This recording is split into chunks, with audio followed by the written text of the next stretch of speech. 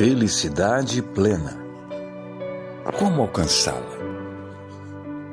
Capítulo 1. O amor de Deus. A natureza e a revelação testificam igualmente do amor de Deus. Nosso Pai Celeste é a fonte da vida, sabedoria e felicidade. Contemple as belas e maravilhosas obras da natureza. Observe o modo admirável com que ela se adapta às necessidades do ser humano e de todos os demais seres viventes.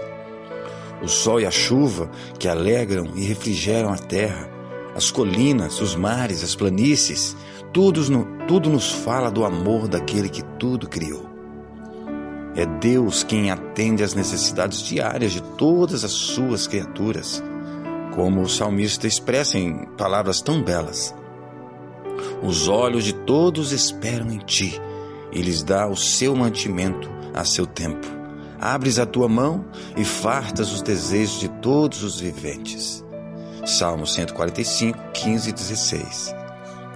Deus criou o ser humano perfeitamente santo e feliz. A terra era linda ao sair das mãos do Criador, e não apresentava qualquer vestígio de decadência ou sombra da maldição.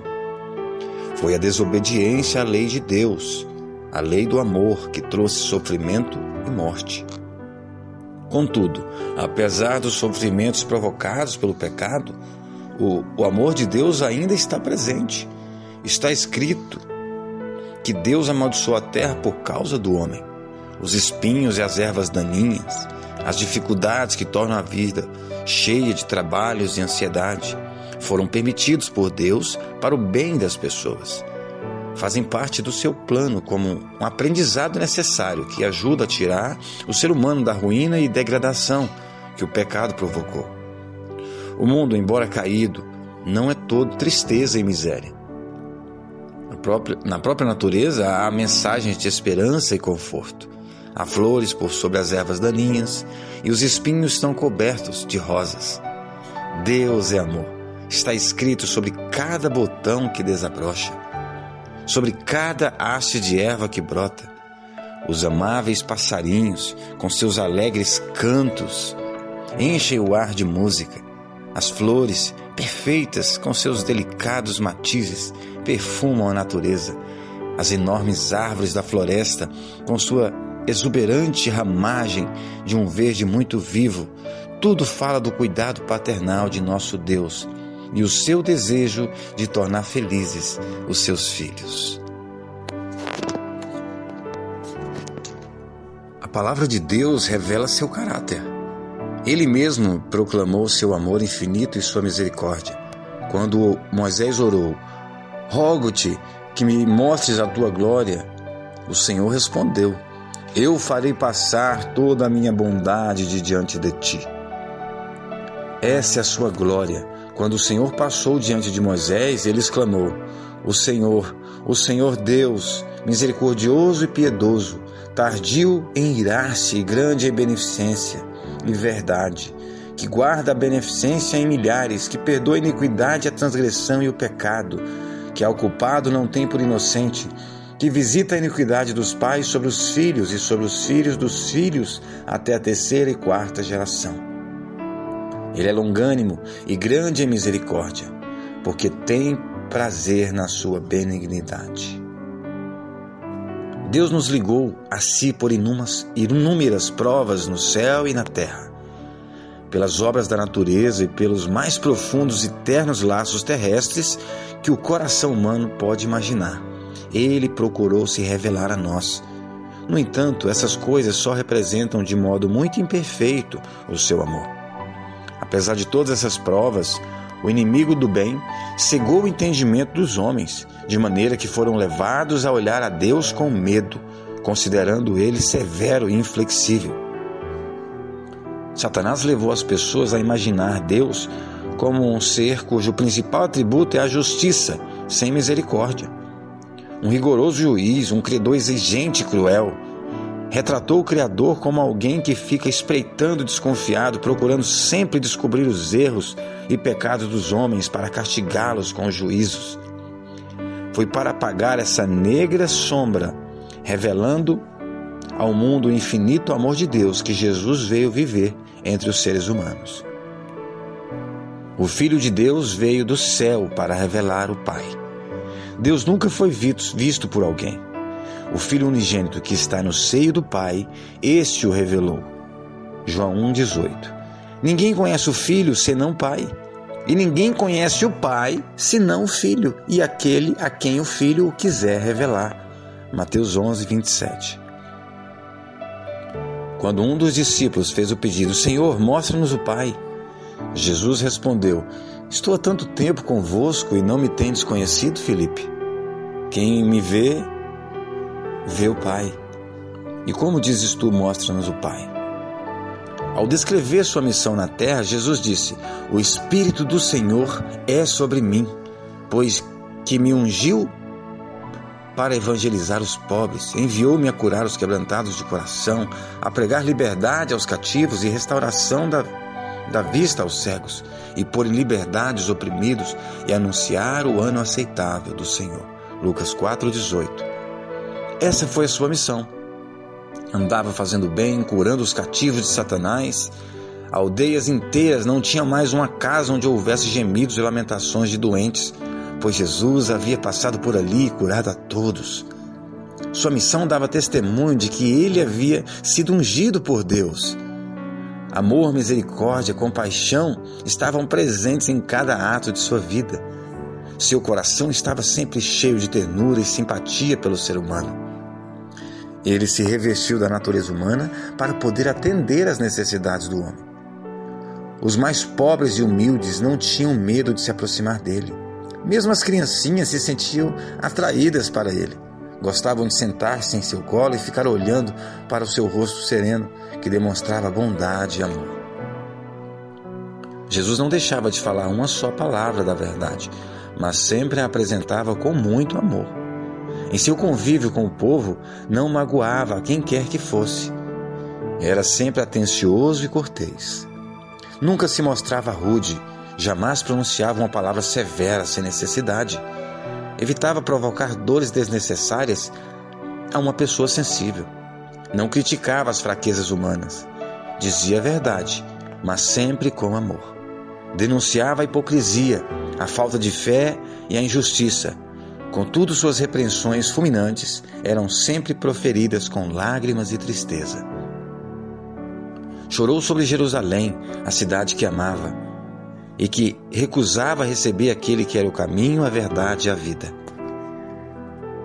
Eles o haviam rejeitado, o Salvador, mas ainda assim os olhava com ternura e compaixão. Sua vida de abnegação e repleta de cuidados pelos outros. Todos eram preciosos aos seus olhos. Se bem que mantivesse a dignidade divina, inclinava-se com a mais terna simpatia a cada membro da família de Deus. Via em todos os homens seres caídos, cuja salvação era o principal objetivo de sua missão. Esse é o verdadeiro caráter de Cristo revelado em sua vida. Assim também é o caráter de Deus. É do coração do Pai que brotam as torrentes de compaixão divina, manifestas em Cristo, para com os filhos dos homens. O terno e compassivo Salvador era Deus manifestado em carne. 1 Timóteo 3,16. Foi para nos salvar que Jesus viveu, sofreu e morreu. Tornou-se um homem de dores para que pudéssemos nos tornar participantes das alegrias eternas. Deus permitiu que seu Filho amado, cheio de graça e verdade, viesse de um mundo de glória indescritível para outro corrupto e degenerado pelo pecado, obscurecido pela sombra da morte e da maldição. Permitiu que o Filho deixasse sua amorosa companhia e a adoração dos anjos para sofrer humilhação, injustiça, ódio e morte. O castigo que nos traz a paz estava sobre ele, e pelas suas pisaduras fomos sarados. Isaías 53:5. Podemos observá-lo no deserto, no Getsemane, sobre a cruz. O imaculado Filho de Deus tomou sobre si o peso do pecado. Ele, que havia sido um com o Pai, sentiu de perto a terrível separação que o pecado causa entre Deus e o homem. Foi por essa razão que exclamou, cheio de angústia: Deus meu, por que me desamparastes? Foi o peso do pecado, a sensação de quão terrível ele é e a separação que causa entre Deus e o ser humano que quebrantaram o coração do Filho de Deus. Mas esse grande sacrifício não foi feito para despertar no coração do Pai o amor para com o homem, nem para convencer Deus a salvá-lo. Não, jamais. Deus amou o mundo de tal maneira que deu o seu Filho unigênito. O Pai nos ama não por causa do grande sacrifício, mas em razão do seu amor é que proveu esse grande sacrifício. Cristo foi o meio pelo qual ele pôde derramar sobre o mundo caído o seu amor infinito. Deus estava em Cristo, reconciliando consigo o mundo. Sofreu com seu Filho na agonia do Getsêmani, na morte sobre o Calvário. O amor sem limites pagou o preço de nossa redenção. Jesus disse: o Pai me ama porque dou a minha vida para tornar a tomá-la. Isto é, meu Pai amou tanto você que mais ainda me ama por dar a minha vida para salvar você, tornando-me seu substituto, entregando minha vida por suas fraquezas e transgressões. Sou muito amado pelo meu Pai, porque em razão do meu sacrifício, Deus pode ser justo e ao mesmo tempo justificador daqueles que têm fé em Jesus. Ninguém, senão o Filho de Deus, poderia efetuar nossa redenção, pois unicamente aquele que havia estado junto com o Pai é que o poderia revelar. Só ele que conhecia o amor de Deus em toda a sua plenitude e que podia manifestá-lo. Nada menos do que o infinito sacrifício realizado por Cristo em favor do ser humano caído é que podia demonstrar o amor do Pai pela humanidade perdida. Deus amou o mundo de tal maneira que deu seu Filho unigênito. Ele deu seu Filho não somente para que vivesse entre os homens e tomasse sobre si os pecados deles e morresse em sacrifício por eles. O Filho foi dado por Deus à raça caída. Cristo deveria identificar-se com os interesses e necessidades da humanidade. Ele, que era divino, ligou-se aos filhos dos homens por laços que jamais se romperão. Jesus não se envergonha de lhes chamar irmãos.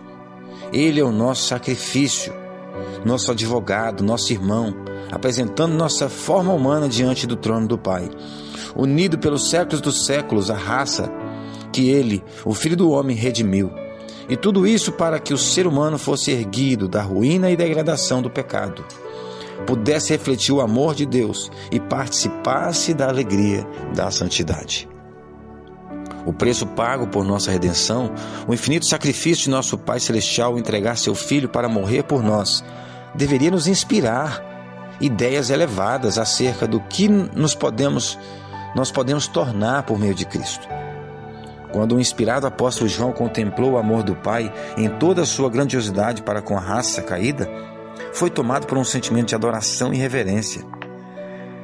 E não podemos encontrar uma linguagem apropriada para expressar a grandeza e a ternura desse amor, chamou para ele a atenção do mundo. Vejam como é grande o amor que nos tem concedido o Pai, que fôssemos chamados filhos de Deus.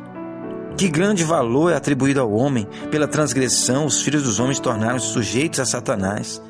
E pela fé no sacrifício de Cristo, os filhos de Adão, podem voltar a ser filhos de Deus. Assumindo a natureza humana, Cristo elevou a humanidade. Os homens caídos são colocados na posição em que, por meio da ligação com Cristo, podem, na verdade, tornar-se dignos de serem chamados filhos de Deus. Esse amor é incomparável. Filhos do Rei Celeste, preciosa promessa, tema para a mais profunda meditação. O inigualável amor de Deus por um mundo que não o amou. Esse pensamento exerce um poder que domina a alma e torna o entendimento ligado à vontade de Deus. Quanto mais estudamos o caráter divino, a luz que vem da cruz, tanto mais veremos a misericórdia e ternura e o perdão, unidos à justiça e equidade. De modo mais claro, Veremos as incontáveis provas de um amor que não tem limites. Conheceremos a terna compaixão, que é muito maior do que o amor de mãe por um filho rebelde. Bom dia.